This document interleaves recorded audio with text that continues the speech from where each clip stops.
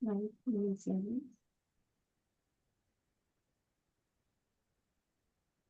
Now, like black still yellow. Yeah. Second.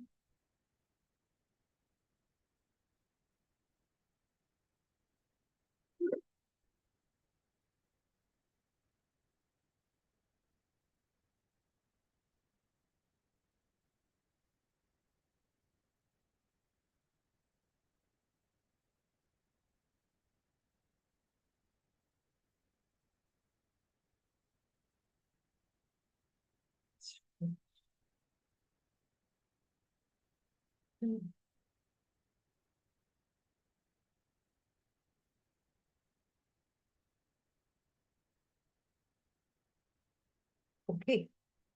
I think they're in business. Oh.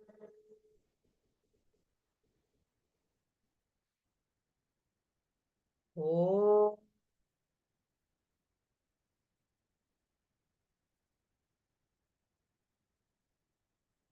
Oh. Om Sahana Vavatu Sahanau Bhunaktu Sahaviryam Karavavahai Tejasvinavadhitamastu ma vidvishavahai. Om Shanti Shanti Shanti.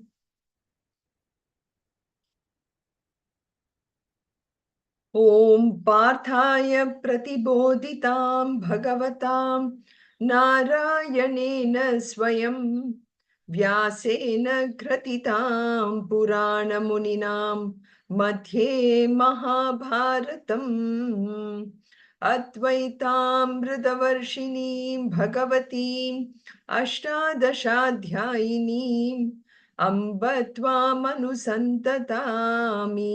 भगवद्गीते भवद्वेषिणी नमोऽस्तु ते व्यासविशालबुद्धे फुल्लारविन्दायतपत्रनेत्र येन त्वया भारततैलपूर्णः प्रज्वालितो ज्ञानमयः प्रदीपः प्रपन्नपारिजाताय स्तोत्रवेत्रैकपाणये ज्ञानमुद्राय कृष्णाय गीतामृतदुहे नमः।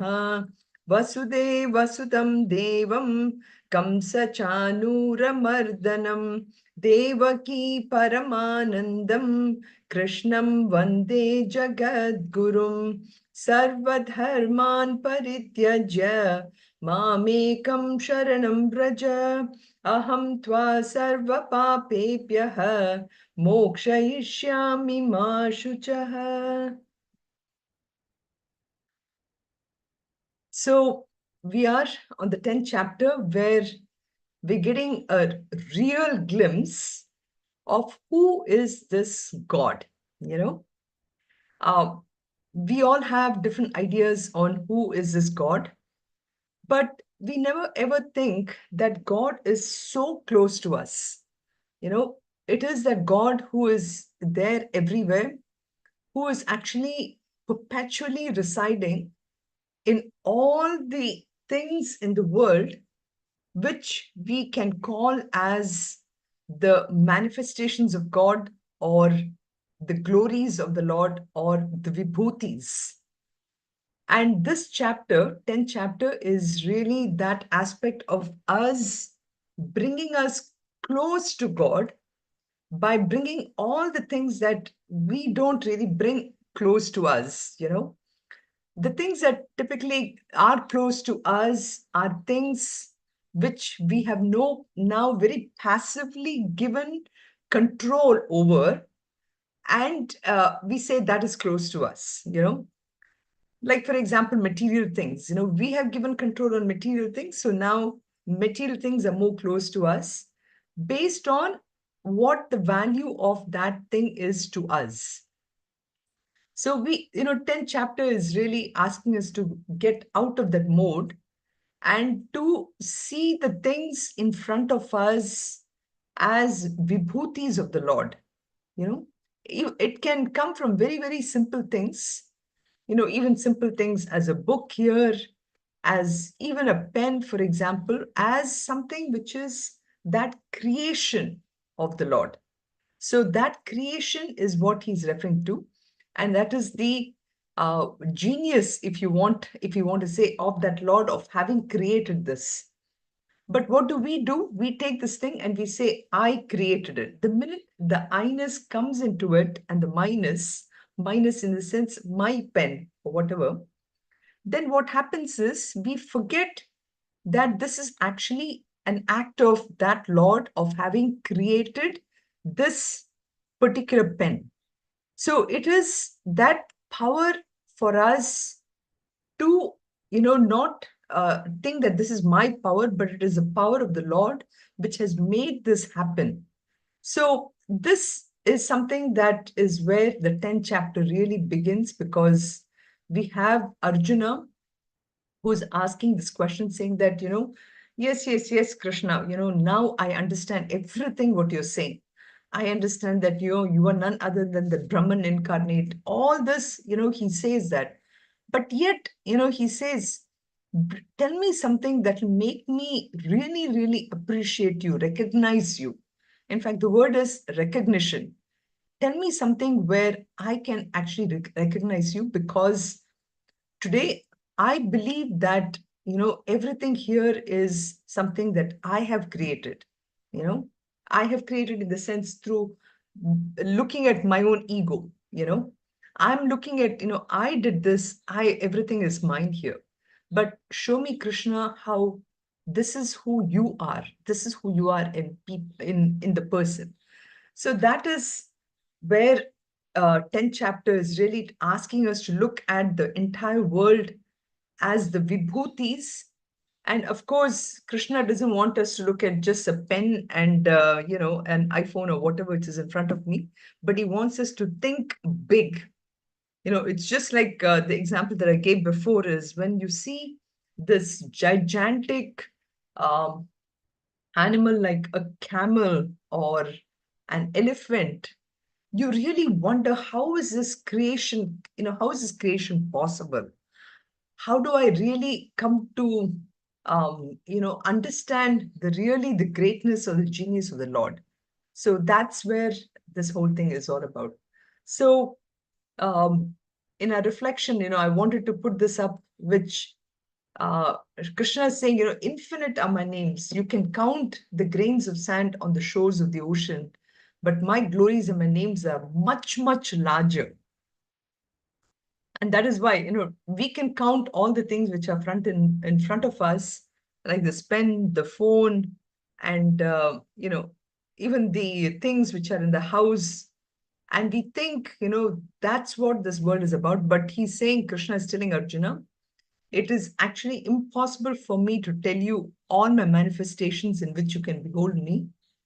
But briefly, in essence, I shall outline where my excellence can be beheld.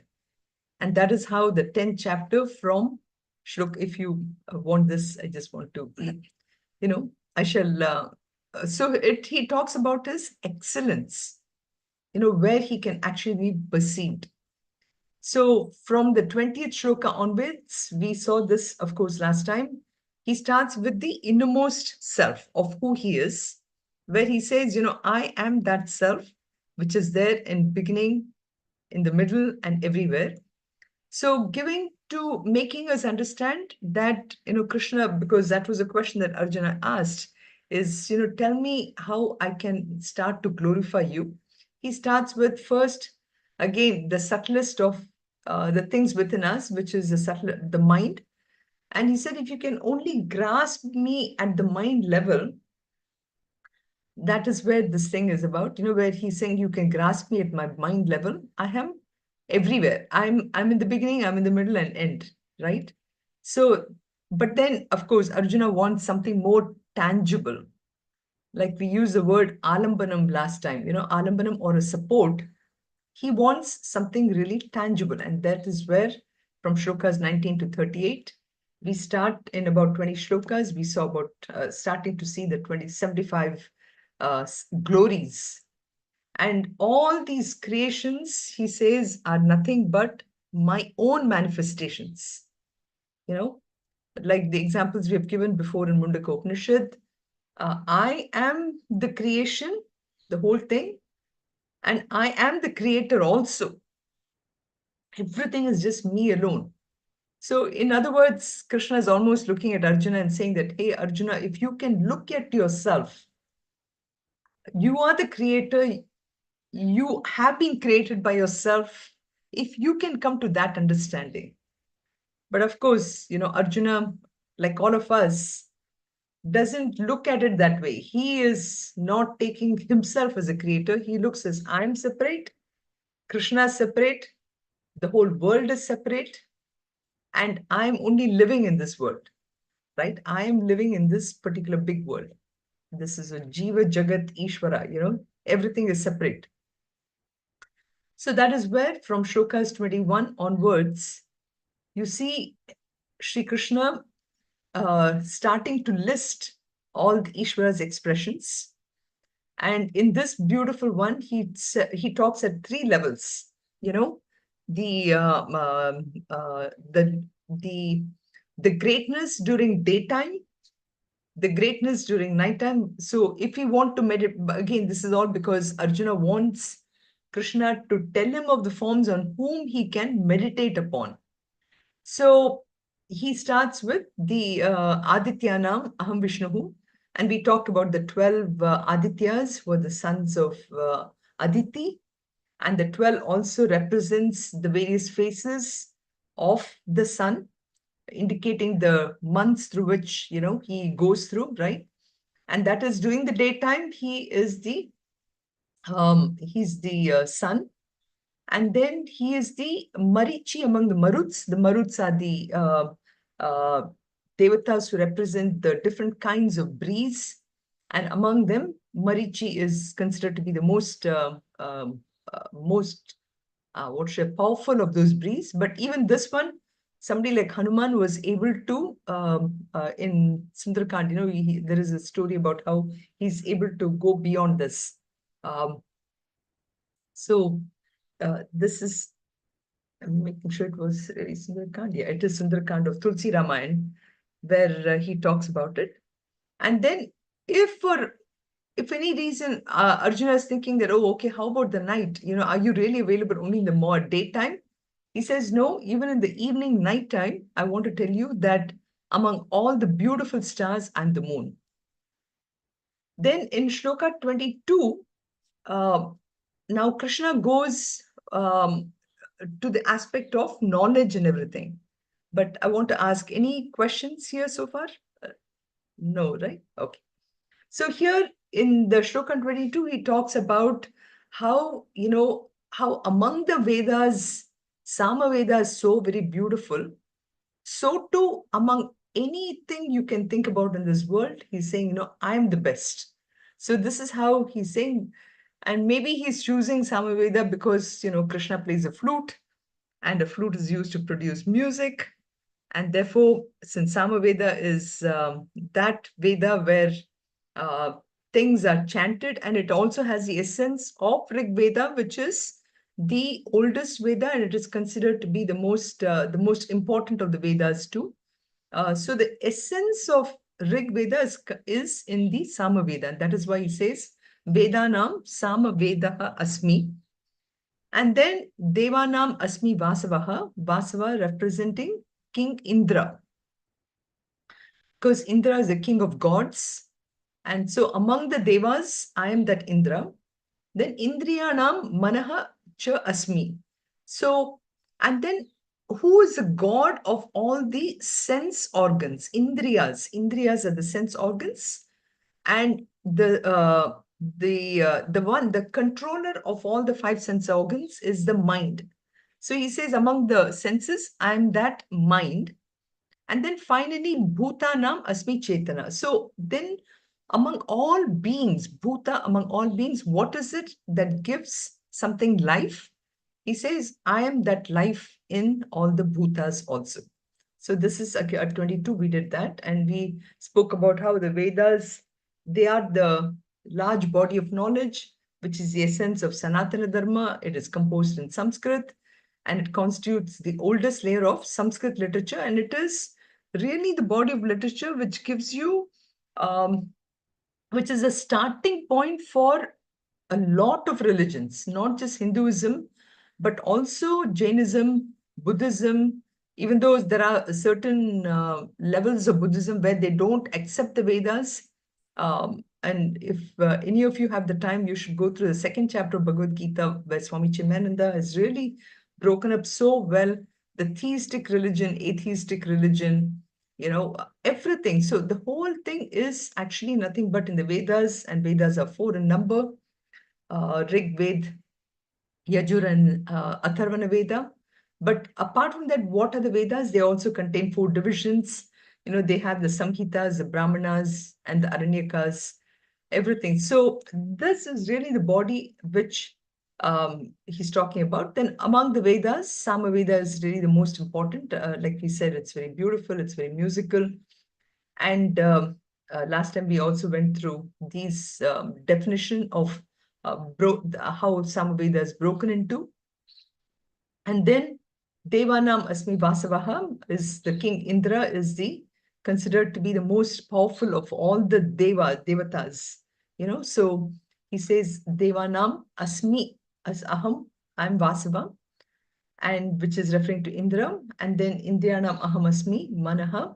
And like I said, mind is the controller. So he says about that. And then Bhutanam Asmi Chetanaha. So then now starting to think about the shloka number 23. This is where we are starting off for today. Rudranam Shankarascha Asmi Vitteshu Yaksharakshasam Vasunam Pavakaha Asmi Pavakashchasmi Meruhu Shikharinam Aham. So again, four different ways in which he's explaining his own glories. So among the Rudras, so whenever we think about Rudra, we think about Lord Shiva, right? So among the Rudras, he is Lord Shiva, who is the best among them.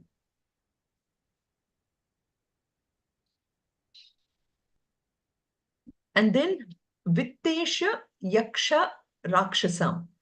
And we'll discuss more on who is Vittesha. And then Vasunam Pavakaha Cha Asmi. So you see, everywhere he's saying, I am this. Cha Asmi, Aham, Asmi, right? So he says, I am that Shankara, I am that Kubera, Vittesha is Kubera here. And then among the Vasus, I am that Agni or Pavaka. And then among the mountains, I am the Meru. Again, everything he's taken the bestest of all the examples. And here, the word Rudra comes from the root Rud. And the root Rud in Sanskrit actually means to cry or howl, And basically, they symbolically represent the vital life energies. And they are the ones which make the people cry when they leave the body, okay? Now, what does that mean? So we will come to that aspect here in the next one, so let's think about it this way. So the concept of Rudra essentially means he is the deity of destruction. We say Shiva. Shiva is a constructive, but we don't call it destruction for our Balavihar kids. We always say constructive recycler. Okay.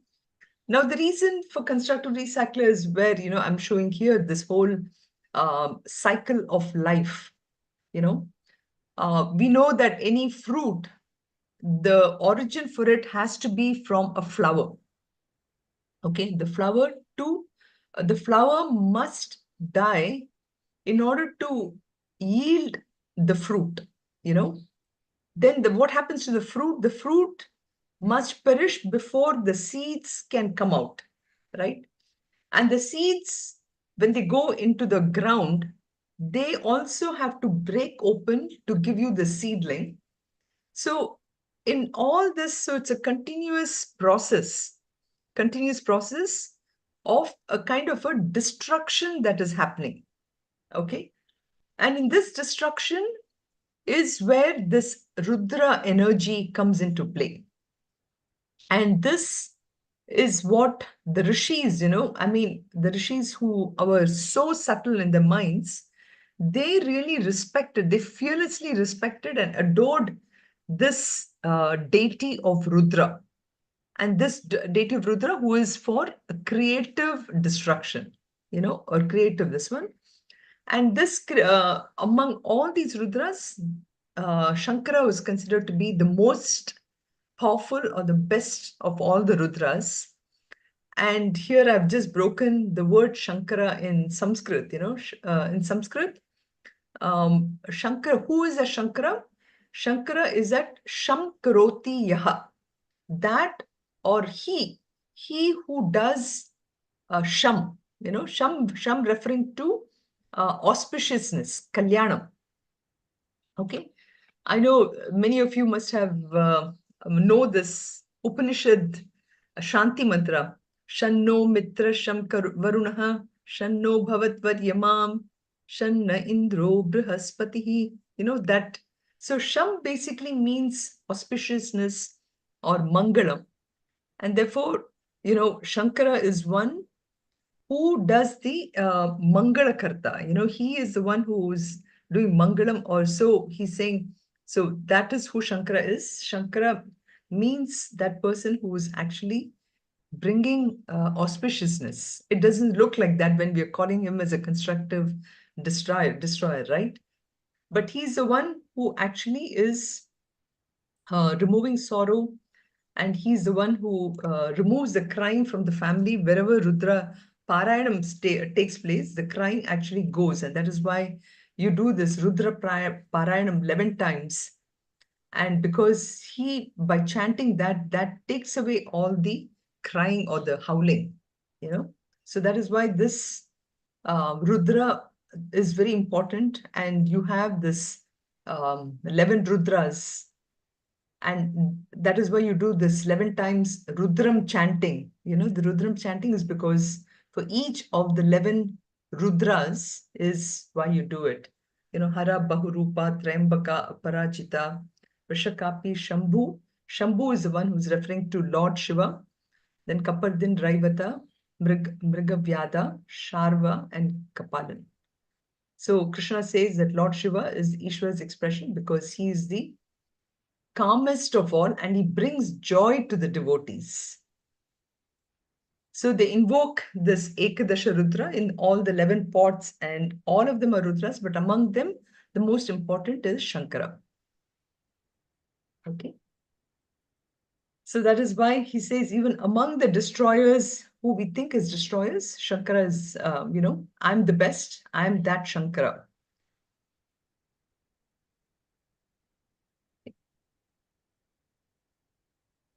And then among the wealth, so now we're talking about materialism, right? So among the wealth itself, I am that Kubera, Vittesha, Yaksha, Rakshasa, I'm the Vitta, I'm that treasurer of this. So here we have, so Vittesha means Kubera, and I'm that Kubera, the one who the one who is managing all this wealth. So it seems, in Badrinath, when people go to Badrinath, so you know how it is, right? Whenever you go to a particular temple, certain temples have certain traditions that have become part of it, right? So in Badrinath, apparently there is a place for Lord Kubera. And there is a belief that if you keep a coin in Kubera's hand, and so you keep a coin in Kubera's hand, and then you bring that coin and put it in your own money pot or whatever, then that pot will multiply, with coins. So, so it seems like, when you go, suppose you're not able to go to Badrinath, then you give a coin to your friend who's going to Badrinath, and asked them to go to that statue of Kubera and keep it on the palm of Kubera, and then you bring it back, and then you put it in your pot. It seems that you can get very healthy, very wealthy, So that is one of the stories of Kubera. So Kubera, so he says, even among wealthy people, I am that lord of wealth. So again, look at this, the way he says, I'm the treasure of wealth among yakshas and rakshasas.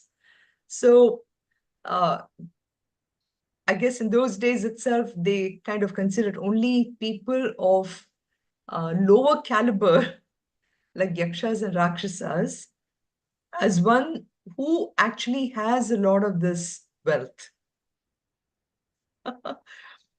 I thought that was an interesting connection there.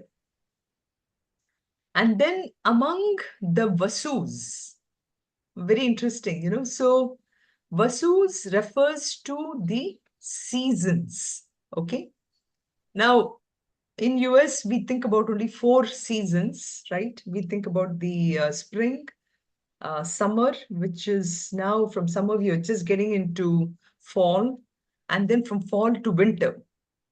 But here in India, we actually look at 6 seasons which are on the outside. Okay. When I say outside, what you're feeling, the 6 seasons. And the 6 seasons are Vasanta Ritu, Grishma Ritu, Varsha Ritu, Sharat, Hemanta, and Shishira. Vasanta referring to the beautiful spring, and these are the names of the months, Falguna and Chaitra. And then you have Grishma, which is a blazing summer, which ends with the summer solstice, Vaishaka and Jeshta. And then Varsha Ritu, which is Ashada and Shravana. And then you have Bhadrapada and Ashwina, which is, the Sharad Ritu here. And Hemanta Ritu, which is pre-winter. And then you have Shishir Ritu. I know it doesn't seem like really India has these 6 seasons, right? I mean, whenever you come, it always feels like it is hot, hotter, hottest, It doesn't feel like you really have the 6 seasons. So Krishna is saying that among the seasons, so you see how Lord Krishna is building up the theme on how anyone can worship. So he's telling Arjuna, you can even just meditate upon any of the seasons, for me. So even among the sea, Pavaka Vasunam Asmi. So of the Vasus, I am that Pavaka. So you have this 6 Vasus, but then we are saying there are 8 Vasus. What are the other 2 Vasus? What are the other 2 seasons? So interesting how in India you take a particular concept and you look at it so deep, As I said, if it is US, we are looking only as a season of winter or summer and everything. But here, not just the 6 seasons which you're looking outside, but the other 2 Vasus are the season, he says, of joy and sorrow. So what do we mean by that? Essentially, it is like, suppose, it is the beautiful spring, okay? And you're just awaiting the leaves and everything to come back on the trees, and pretty soon you're going to have the fruits and all that. But if in your mind you're not happy, you're not going to be able to enjoy that season, right? So, which is why this joy and sorrow is also considered as seasonal. And so that 2 plus this 6, so 6 vasus, so 6 seasons which are outside us, and 2 vasus which is in my mind, which is mind and sorrow. All this put together is one way of looking at the 8 vasus. Okay, so Pavaka, and so among these, I am that Pavaka. So Pavaka basically here means also mouth. In Chandogya Upanishad, it is said that the mouth of these vasus is fire. And what do we mean by mouth here? It is the mouth is where uh, through which we really enjoy things, or we experience many of the things. Is so it's kind of Pavaka is kind of another way of saying that this is a mouth, and because the word mouth is used to enjoy or experience. So the inner meaning of this one is trying to say that, at the end of the day, who is the one who's enjoying all this? Anything and everything. If we try to keep going back one step at a time, ultimately it comes to the fact that it is nothing but that Brahman. That self is the very source from which we gain all these experience of all the seasons. So who is experiencing that? It's ultimately the Brahman, and I am that experiencer of all these seasons. Okay. So of the Vasus, I'm Pavakaha, indicating that Pavaka is actually another name for Agni. So I am that Agni Devata, and Agni is considered to be the greatest purifier. And in that sense also, so he's saying that, I am that Agni of all this. So Agni is considered to be also very important, because it is without Agni you cannot digest food. Without fire you cannot even start the day with lighting of the lamp. So in all this, Agni is very important. And among this, so I'm that Pavakaha. I'm the enjoyer, you can say, and I'm I'm that Agni among the Pavakas. Now, next is, he says, among the mountains, I am that Meru mountain. Okay, I'm that Meru mountain. And now, what is this Meru mountain? So, in our scriptures, in our shastras, they say that Meru mountain is the one which is in the center of this seven, so the entire universe, or Earth, if you look at it, it's called the seven islands, right? Like, we say Australia is one island, and where India was part of another big island. So there were seven islands. In these seven islands, the place where India is considered to be the Jambu Dvipa. Even in our Jambu Dvipa, the word comes in our rituals and all that. So Meru is considered to be the mythological mountain in the center of the universe, according to according to ancient Hindu geography. And there are seven islands that constitute of them. Jambudvipa is the center, and this is the center. And so when we think about what is the center of this Jambudvipa, the mountain is nothing but the Himalayas. So the Himalayas are the ones which are called the Meru mountain. And of course, there are many other things where, some say it is the North Pole is a mountain. And so Meru is that tallest of all the mountains. And even among that, so just like the Meru is the tallest mountain, Krishna is saying, I'm the best of all that. So what he's trying to bring about is he's there in the best of everything, and there cannot be anything better than that. So each one is a glory of what he's coming to.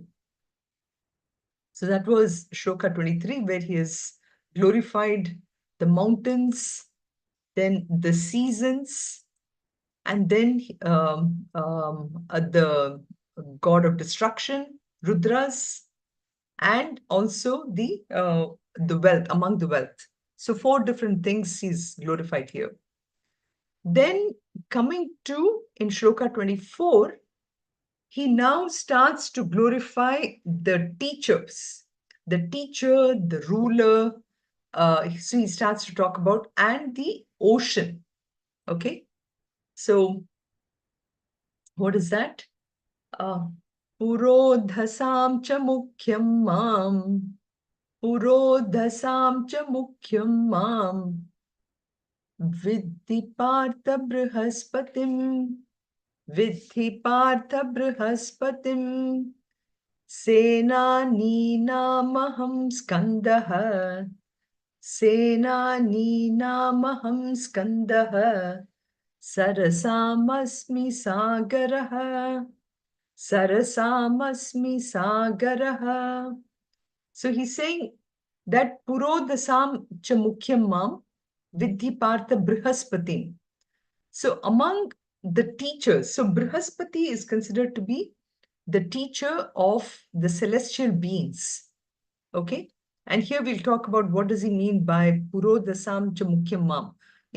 Who are the two different kind of teachers? So one of them is the household priest, and there he says, I'm the Brihaspati. Then Sena means the armies, or Senani Nam, among the generals, I am Skandaha. So Skandaha, as you all know, is another word for Murga, right? So I'm Skanda. And then Sarasam, among all the bodies of water. That is what it means.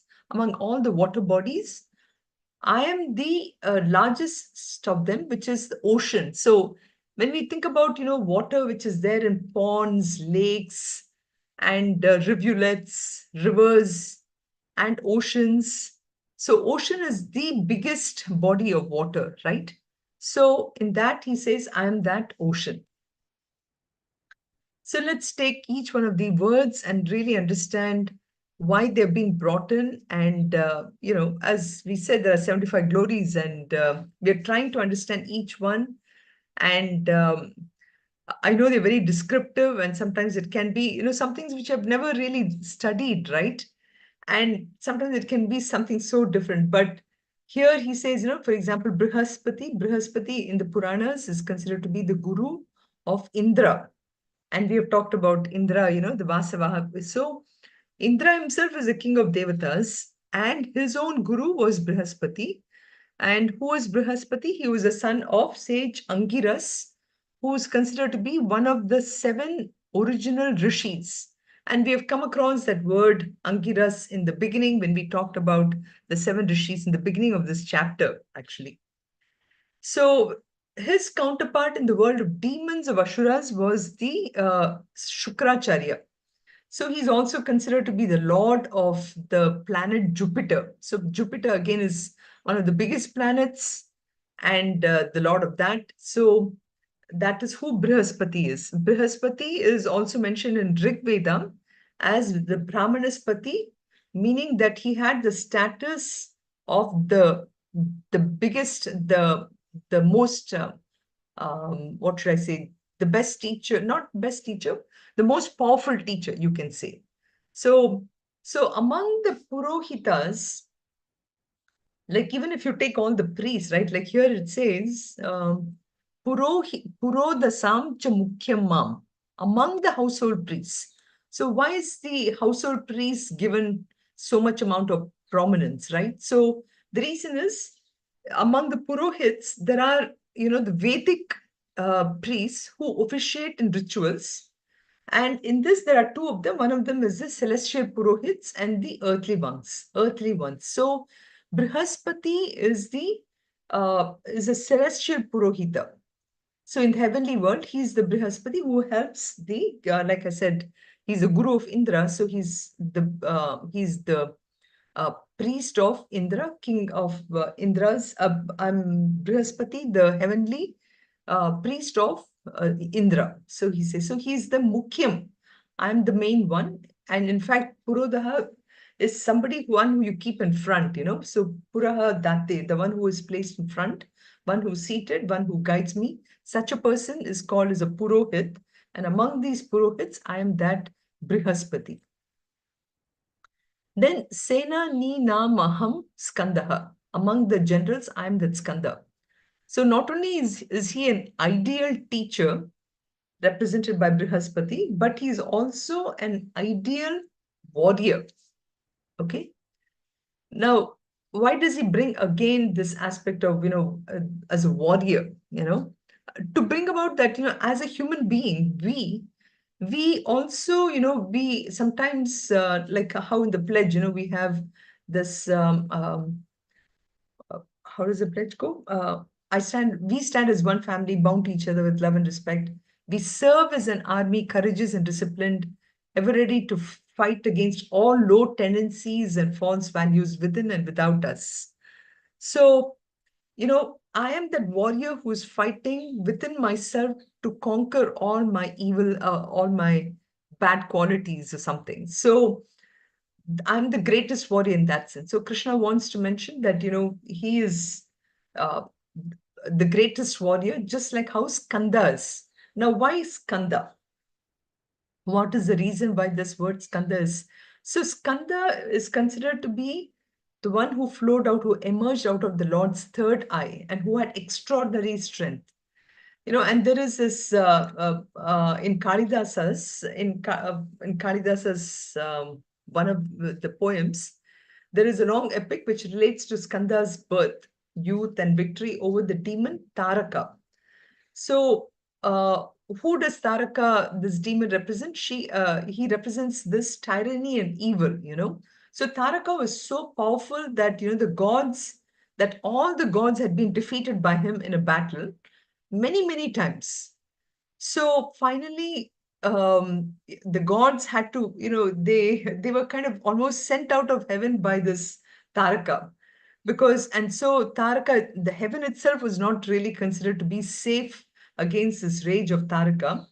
So what did the gods do? They actually went to Shiva, and they said that, only a son born out of the great Shiva could have the power to destroy this demon.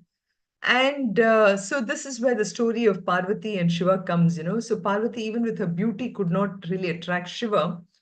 But then, out of a lot of meditation and everything, she was able to, win over Shiva and marry him. And so Skanda is said to be born out of Shiva's kind of self-control, and only he has the power to destroy Taraka. And that is why Skanda is considered to be the greatest of generals. And this is again, depicted in Kalidasa's one of his epics about Skanda. So next, he says, among the bodies of water, he is the ocean. And in a way, you can also look at this, the inner part of it is like, the ocean really covers 70% of the Earth's surface. And it is the same water which is there in our body also, which, in our body, 70% of it is nothing but water, right? So again, this, you see how by analogy, Krishna is bringing that aspect of who are we inside?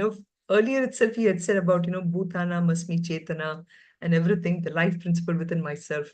So within ourselves also, we are 70% water. Outside also, the ocean is is nothing but water. So that is the kind of relation he's trying to bring of us to the insentient, to the between whatever there is sentient and whatever is insentient. Ultimately, who is the ruler of all is that ultimate Brahman, and which makes up the entire world. So that is what Sarasam Asmi Sagraha. I am that ocean, which is the best of all the bodies of water. And another kind of an analogy you can look at it is, the ocean is actually quite independent of all, even though ocean is the biggest, but it is also independent of all the rivers and the lakes and the ponds and everything, correct? So in some sense, you can look at the analogy that way, that between Brahman and Maya, even though Brahman is in and through everything in Maya, yet Brahman is independent of Maya also. In chapter 9, we had that I am in them, but I'm not in them, all those shlokas which came, shlokas 5 and 6. So there is a deep meaning also in here when he says Sarasam Asmi Sagraha, So I am that Sagra, the ocean, which is worth worshipping. You can worship anyone, but I'm the ocean, and that's what he's trying to give here as this aspect. So then now coming to, so here we saw the greatness of the Lord as the ocean, the greatness of the Lord as the general, the greatness of the Lord as the teacher. Again, whenever we think about any teacher, think about these shlokas, So before we go to shloka 25, any questions? I know these are all very descriptive, And sometimes it can seem, how is that related to where I am? But again, this is bringing about an appreciation of the things that we see on a regular basis. So next time when you go to Lake Michigan or anything, think that this is the glory of that Lord. Whenever I see the mountains, when I go to Grand Canyon, not that Grand Canyon is not a mountain, it's a valley though. But when you're down, you look up, then there's a mountain kind of thing, right? So think about this. Hari Om. Okay. Hari Om. Yes, Anand. The epic by Kalidasa is called Kumar Sambhavam. Kumara, oh, thank you. Kumara Sambhav. Yeah, Kumara refers to To um, Skanda, yeah. Kanda. Correct. Thank you. Right, Thank you right. for Sure. this information. Also, it's also regarding to Sloka 24. Even in common terms, people used to call like a person is very intelligent. People used to call him like he's like a Brahaspati. Uh-huh. So like Correct, correct, correct. represents. Yeah. That is true. In our In colloquial Buddhi, language, he is right? Brahaspati. He's a Brihaspati, correct. That is true. Yeah. And I found that story of Skanda also very interesting because, we talk so much about, we just celebrated Ganesh Chaturthi, right? But we don't know much about Skanda or Muruga. So the story to me was kind of fascinating, and I thought, okay, I should mention this. So moving on to shloka number 25. He says, Maharshinam Bhruguraham, Maharshinam Bhruguraham, Giramasyekam Aksharam, Giramasyem, Giramasyeka Aksharam, Yajnanam Japayajñosmi, Yajnanam Japayajñosmi, Stavaranam Himalayah. Stavaranam Himalayah. So he says, among all the great sages, Maharshi, among all the great sages, Maharshi Nam, I am Bhrigu. And then Giram, which is the words, among spoken words. Among the spoken words, I am Ekam Aksharam. I am Ekam Aksharam. Ekam Aksharam meaning I am that one word referring to Om. And then Japa Yajnaha. Among all the japas, I am that, among all the yajnas, I am the Japa Yajna. And then among all the Stavaranam, which is the immovable ones, I am the Himalayas. I'm just amused and smiling at myself because, I just went to visit IIT recently. There, all the hostels in IIT are named after rivers, whereas all the mountains are named after, all the buses are named after mountains. So there's always a joke, tell me a place where the rivers are static and the mountains are moving, and that is IIT Madras, So Stavaranam Himalayah. And then among this, so this is of the motionless and the Himalayas. So Bhrigu is the one who recites actually the Manava Dharma Shastra, and he's recognized as the Manu's son. So in Padma Purana, it is described that rishis selected Bhrigu, and actually they sent him on a mission to the heavens to test and discover who among the three gods, Brahma, Vishnu, and Shiva, who is the greatest. Okay, that is why Bhrigu is considered to be the smartest of all the rishis, So Bhrigu apparently, interviews Brahma, Vishnu, and Maheshwara, and then finally comes and says, you know what? Lord Vishnu is actually the most divine of all the Trimurtis and who is the most patient one. Okay. Now, basically what he does is he goes to Brahma and, he irritates him. And then he finds that, Brahmaji loses his temper. And then, of course, with Shiva, you don't even have to ask, small things he can get angry, right? So Shiva is also even though we have portrayed him as the most calm in this one, but he also kind of gets angry, And then when he goes to Vishnu, he actually kicks him on Vishnu's chest, apparently. And instead of getting angry, actually, Vishnu asks Bhrigu, "Oh, is your leg all right? Is it paining? Do you want me to do any massage for him? Massage for you?" So this is how apparently Vishnu also gets his mark on the chest because of Bhrigu's hitting him. So that is why he says, Vishnu is really the most divine and the most patient of all the gods. So this is why Bhrigu gets the name of, he's the best of all he's the best of the sages. Then Giram Asmi Eka Aksharam. Eka Aksharam, only one syllable. What is that one syllable? It is that Omkara. And why do we say Omkara is the greatest word? Because Omkara is considered to be the essence of the entire Vedas. So just as we churn and bring butter from, the milk or the curds, and just as Devas, so the Devas churned the milky ocean and they brought out the Amritam.